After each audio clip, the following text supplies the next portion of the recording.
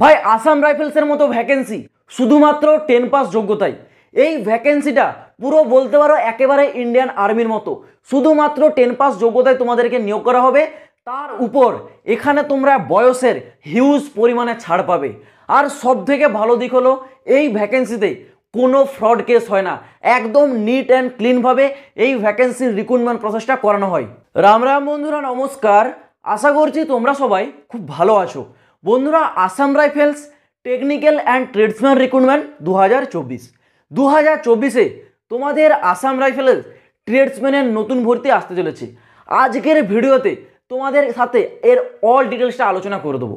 এখানে তোমাদেরকে যোগ্যতা কী চাওয়া হয়, এখানে তোমাদের বয়স সীমা কী রাখা রয়েছে, হাইট কত থাকতে হবে, এই ভ্যাকেন্সিতে তোমাদের সিলেকশন প্রসেসটা কটা ধাপে করানো হয় এবং কিভাবে করানো হয়, পুরো ডিটেলসটা ক্লিয়ার করে বলে দেবো। যাদের স্বপ্ন আসাম রাইফেলসে যাওয়া, আসাম রাইফেলস ম্যাক্সিমাম ক্যান্ডিডেটের একটা ড্রিম জব হয়ে থাকে।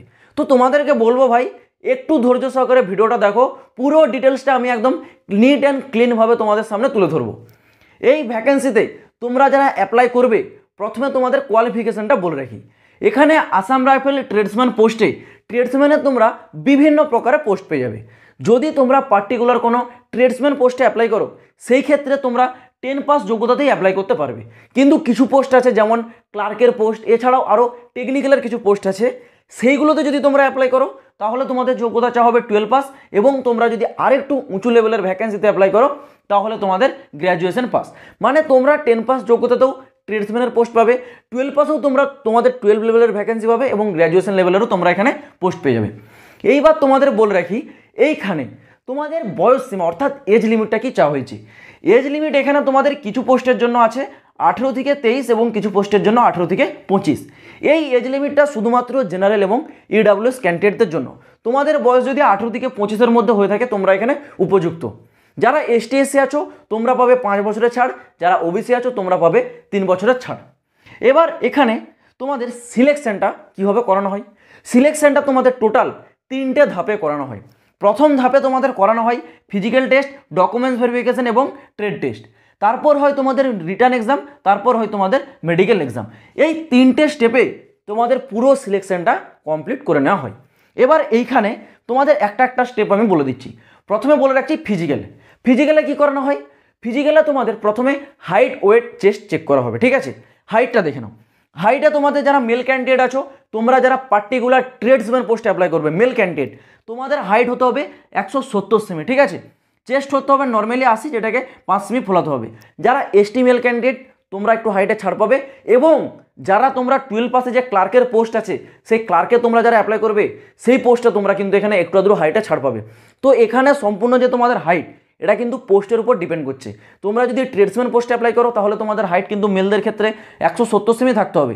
কিন্তু তোমরা যদি কোনো ক্লার্কের পোস্ট বা তোমরা যদি গ্র্যাজুয়েশন লেভেলের পোস্টে অ্যাপ্লাই করো, সেই ক্ষেত্রে তোমাদের ওখানে কিন্তু হাইট একটু কম চাওয়া হয়। ওকে, নেক্সট ফিমেল ক্যান্ডিডেট। ফিমেল যারা ট্রেডসম্যানের পোস্টে অ্যাপ্লাই করবে তোমাদের হাইট 157 সেমি। ফিমেলদের কোনো প্রকার চেস্ট এখানে চেক করা হয় না। এবং ফিমেল যারা এসটি ক্যান্ডিডেট আছো তোমরাও এখানে হাইটে কিন্তু একটু ছাড় পাবে। এবং তোমরা যদি উঁচু কোনো পোস্টের জন্য যেমন ক্লার্ক এবং এছাড়াও আরও অন্যান্য পোস্টে যদি অ্যাপ্লাই করো, সেই ক্ষেত্রে তোমরা ওখানে কিন্তু হাইটে একটু ছাড় পেয়ে যাবে। ফিজিক্যাল টেস্টে প্রথমে তোমাদের হাইট হবে, হাইট চেক করার পর তোমাদের হবে রানটা কীভাবে করানো হবে।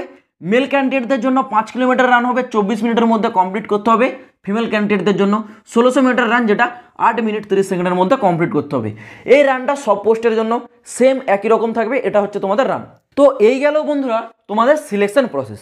এইবার বলে রাখি, এইখানে যখন তোমরা অনলাইনে অ্যাপ্লাই করবে, অ্যাপ্লাইয়ের সময় তোমাদের অনলাইনে অ্যাপ্লিকেশন ফিস কত টাকা চার্জ নেওয়া হবে দেখে নাও।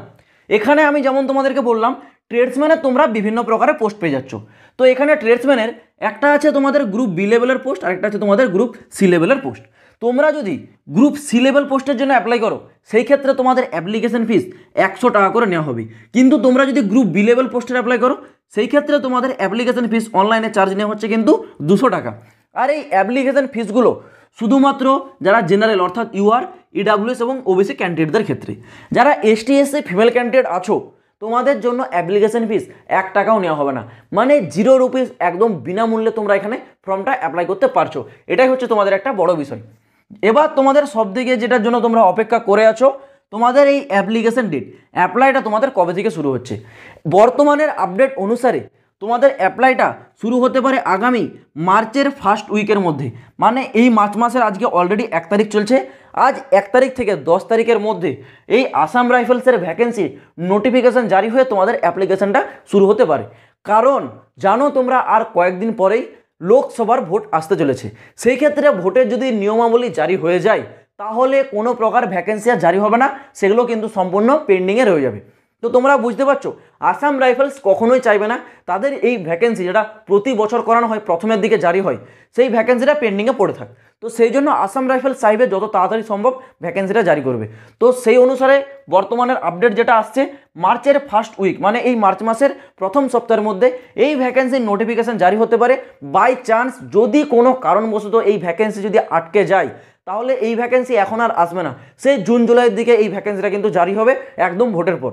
তো তোমাদেরকে বলবো যারা আসাম রাইফেলসের জন্য অপেক্ষা আছো, যাদের ড্রিম জব আসাম রাইফেলস, তোমরা অপেক্ষা না করে ভাই এখন থেকে প্রস্তুতির ওপর জোর দাও। যখনই এই নিয়ে কোনো রকম অফিসিয়ালি আপডেট উঠে আসবে সব থেকে আগে আপডেট তোমরা এই চ্যানেলে পাবে, তো অবশ্যই চ্যানেলটাকে তোমরা সাবস্ক্রাইব করে রাখবে। তো চলো বন্ধুরা, দেখা হচ্ছে আবার পরে ভিডিওতে নতুন কোনো আপডেটের সাথে। জয় হিন্দ, বন্দে মাতরম।